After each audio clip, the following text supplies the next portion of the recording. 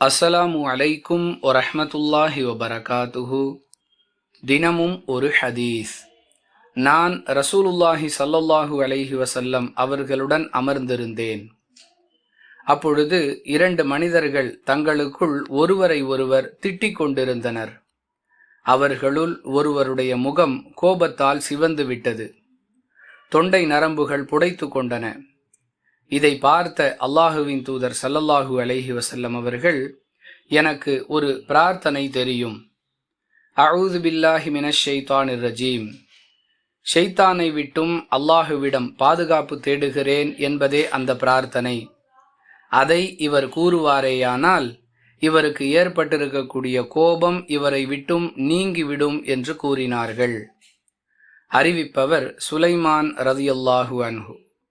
நூல் புகாரி, ஹதீஸ் எண் 3282. அன்பிற்குரிய அல்லாஹுவின் நல்லடியார்களே, உலகில் கோபம் வராத எந்த ஒரு மனிதரும் இருக்க முடியாது. அவ்வாறு கோபம் வரும்பொழுது அதை எப்படி கட்டுப்படுத்தி கொள்வது என்பதற்கான வழிமுறையை அல்லாஹ் தன்னுடைய தூதர் மூலமாக நமக்கு கற்றுக் கொடுத்திருக்கிறான். எனவே நம்மில் யாருக்காவது கோபம் வந்தால் உடனடியாக அவர் அஊது பில்லாஹி மினஷ் ஷைத்தானிர் ரஜீம், ஷைத்தானை விட்டும் அல்லாஹுவிடம் பாதுகாப்பு தேடுகிறேன் என்று கூறிக்கொள்ளட்டும். இதன் மூலமாக அவருக்கு ஏற்பட்டிருக்கக்கூடிய கோபம் அவரை விட்டும் நீங்கிவிடும் என்பதில் எந்த சந்தேகமும் இல்லை. நடைமுறைப்படுத்தி நன்மையை பெறுவோம்.